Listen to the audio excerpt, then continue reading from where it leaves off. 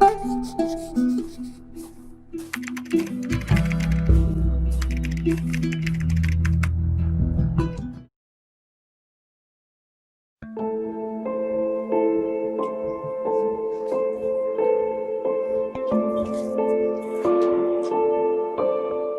sahabat Sierra, aku Regina. Di HIMNews Special Edition Revolution, Research Advocation and Open Information kali ini, aku udah ditemenin sama Ainun, salah satu dari tim riset Hima Sierra, dan kita sekarang udah ada di Pulau Reklamasi Teluk Jakarta. Nah, Nun, jadi nih, kenapa sih Hima Sierra mengangkat topik reklamasi Teluk Jakarta ini sebagai topik riset? Nah, jadi gini Gin, permasalahan reklamasi Teluk Jakarta ini sampai sekarang aja ini masih simpang siur. Kemudian dilihat dari peraturannya yang terus berubah. Oleh karena itu, kenapa kami memilih topik ini? Karena permasalahannya yang sampai saat ini belum selesai juga gitu. Tuh, dari tim riset Hima Sierra-nya sendiri nih, udah melakukan apa aja untuk riset kali ini? Kami dari tim riset Hima Sierra sudah melakukan wawancara kepada berbagai stakeholder terkait seperti LSM dan juga akademisi. Di antaranya ada Bapak Tubagus selaku Direktur Walhi Jakarta dan Dr. Rerna Mardiana selaku Ketua Pusat Studi Agraria ITB. Selain itu kami juga telah mengumpulkan berbagai data sekunder untuk melengkapi penelitian kami gitu. Baik, nah dari permasalahan yang ada nih, pasti kan ada dampak yang ditimbulkan, baik terhadap bidang sosial, ekonomi, ataupun lingkungannya. Itu menurut tim riset Hima Sierra sendiri bagaimana? Nah ini nih yang perlu kita bahas bersama-sama. Reklamasi Teluk Jakarta merupakan rencana pemerintah Indonesia untuk membuat 17 pulau baru dari beberapa pulau-pulau kecil di daerah tersebut yang bertujuan untuk perbaikan dan pemulihan kawasan berair yang rusak atau tak berguna menjadi lebih bermanfaat. Akan tetapi di balik itu semua, apakah masyarakat Indonesia khususnya penduduk asli Muara Angke mendapatkan manfaat dari adanya pembangunan pulau buatan ini? Mengacu dari kompas.com, Pulau Reklamasi sudah direncanakan sejak zaman pemerintahan Presiden Soeharto. Letak reklamasi Teluk Jakarta ini berada di pesisir pantai utara Jakarta.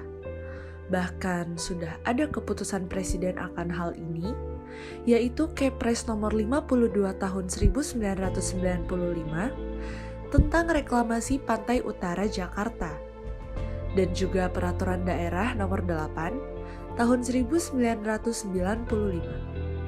Dikutip dari Tempo.co, menurut Deputi Bidang Infrastruktur dan Kementerian Maritim Ridwan Jamaluddin, menjelaskan bahwa topik yang dibuat bukanlah reklamasi, akan tetapi National Capital Integrated Coastal Development atau yang biasa disebut dengan tanggul laut.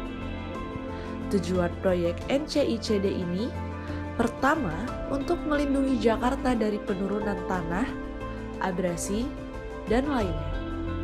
Kedua, untuk antisipasi bencana ekologis seperti kekurangan air bersih, dan untuk produktivitas lahan yang ada. Tetapi, tujuan ini apakah sesuai menurut narasumber kita?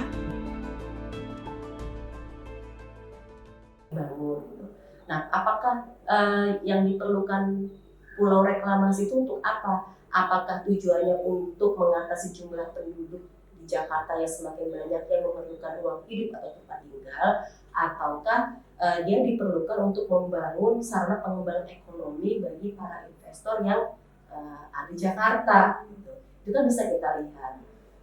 Kalau memang tujuannya untuk rakyat, kenapa harus meminggirkan mata pencaharian nelayan sebetulnya? Dari awalnya mereka on farm, pergi melaut, akhirnya mereka pindah ke sektor non farm. Apa non farm? Jadi satpam, misalnya jadi buruh bangunan, jadi tukang pekerja lepas. Jadi sebenarnya itu bukan suatu alasan yang menyebabkan pulau reklamasi perlu untuk dibangun di Jakarta. Bukan alasan tertentu. Dan yang lebih terjawabkan baru-baru ini. Negara kita sudah mengumumkan akan pindah ibu kota ke Kalimantan. Loh, kalau memang tujuannya membangun pulau reklamasi untuk membangun carrying capacity Jakarta supaya tetap sesuai dengan porsinya tadi gitu. Kenapa kemudian harus kita membangun di Kalimantan misalnya gitu, merencanakan pindah ibu kota ke sana. Jadi bukan itu sebetulnya jawabannya. Oke, tapi pertanyaannya adalah itu sebenarnya mau dibangun untuk siapa? Kita lihat dari harga saja, itu jelas itu mau melayani kelompok elit bukan kelompok rakyat. Itu satu hal.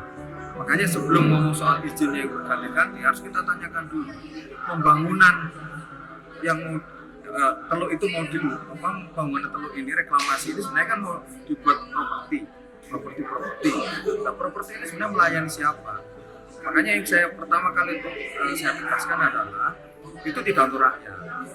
Reklamasi teluk Jakarta itu jelas-jelas diabdikan buat elit korporasi, khususnya korporasi properti, ya, properti elit itu. Reklamasi itu memang ditujukan untuk memenuhi kebutuhan investasi. Nah, tahun 2000 pun Badan Pengelola Pantura ya yang menyusun AMDAL disebutkan latar belakangnya reklamasi adalah untuk memenuhi kebutuhan investasi. Baru kemudian ketika reklamasi itu mendapat penolakan dari masyarakat, kemudian organisasi lingkungan, pemerintah membawa-bawa reklamasi itu sebagai solusi lingkungan hidup. Padahal itu tidak sama sekali. Reklamasi ini membawa solusi lingkungan hidup.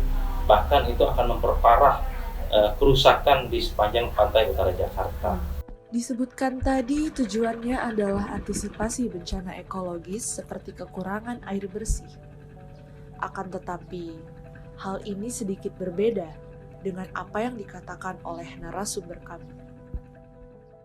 Ini melaut kok diuruk, malahan nyedotnya pasirnya dari pulau-pulau tetangga. Malahan mereka adanya longsor, mereka kena imbasnya longsor karena pasirnya terus disedot untuk nimbun yang laut di sini tidak bersalah. Sedangkan kalau pemerintah mau mengekspor, mau menata kota, banyak kok yang perlu dibangun, diperbaiki ya. Salah satunya ya ini kejadian kalau musim hujan ibu kota banjir. Ibu kota banjir.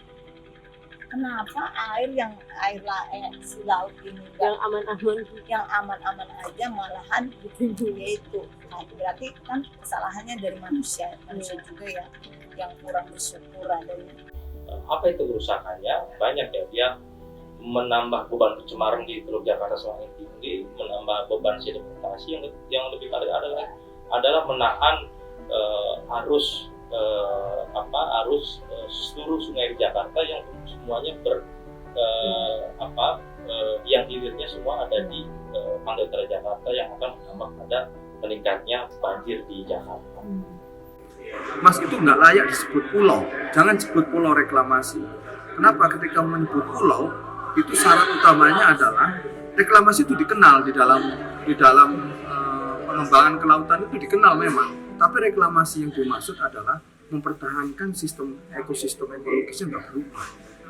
Nah, mari kita ukur reklamasi yang disebut pulau di Teluk Jakarta itu, pulau-pulau macam-macam, itu yang macam-macam itu layak bisa kita sebut pulau atau tidak, ekosistemnya berubah. Jadi dari syarat dasarnya reklamasi itu sudah menyalahi lingkungan. Dari tujuan yang diharapkan, pulau reklamasi ini membantu Indonesia lebih baik lagi. Lalu, apakah ada dampak sosial yang ditimbulkan? Kemudian dampak secara sosial ini yang paling besar, masyarakat. Masyarakat yang mata pencarian utamanya sebagai nelayan, mereka harus harus mencari sumber-sumber nafkah baru yang bisa jadi nggak sesuai dengan keterampilannya. Mereka sudah terbiasa. Sering berkaitan antara dampak sosial dan dampak ekonomi. Menurut salah satu narasumber kami, sejak dibangunnya pulau reklamasi ini, pendapatannya berkurang karena berkurangnya kerang laut di sekitar pantai utara Jakarta. Nyarinya tadi di mana, Pak? Nyarinya tadi di mana? Di Ancol. Oh, di Ancol. Pak, ada bedanya nggak sih Pak sebelum ada reklamasi sama? Kalau waktu belum ada kan orang nggak harus jauh-jauh nyarinya. Ini sekarang sudah jauh. Udah jauh, kadang-kadang mati.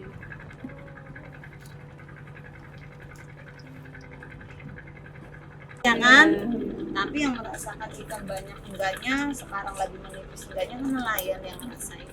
Dan sekarang ini semenjak ada reklamasi Pulau G, ya mata pencarian sekarang jauh. Dan perbekalan juga kayak solar apa ya pesangonnya lumayan banyak. Tadinya 5 liter cukup, sekarang 7 liter, 8 liter sampai 10 liter solar. Kota Jakarta, yang merupakan kota metropolitan yang penduduknya hampir setiap tahunnya bertambah, yang sekarang memiliki 10 juta jiwa lebih menurut data BPS tahun 2019, dan menjadi daerah terpadat nomor 1 di Indonesia, menjadikan pembuatan proyek pulau buatan diharapkan dapat menampung para penduduk dan juga diharapkan tetap meningkatkan produktivitas penduduk Indonesia, khususnya di daerah Jakarta. Akan tetapi, mengapa tujuan baik tersebut kurang dirasakan oleh penduduk lokal setempat? Kebanyakan penduduk lokal merasakan dampak negatif, terutama di bidang ekonomi. Lalu, sebenarnya reklamasi Teluk Jakarta, siapa yang untung dan siapa yang buntung?